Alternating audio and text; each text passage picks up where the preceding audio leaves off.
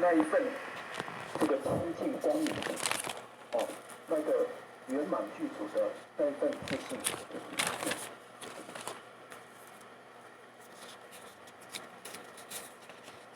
那所以说道其实不用说，道其实不用讲，道其实不用修。但是呢，因为这个现象啊，太玄远、太无为、太空洞，众生呢听不懂，所以呢，儒家收远有它的意义啊，就是儒家专讲你懂的东西，儒家专讲这些最基本的做法。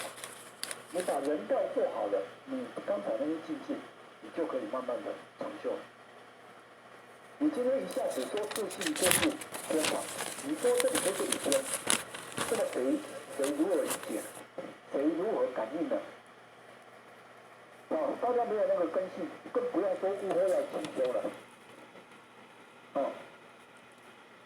我们呢只能够一步一步的，从格物致知、诚意正心、修身齐家治国平天下，这样呢慢慢的来修习。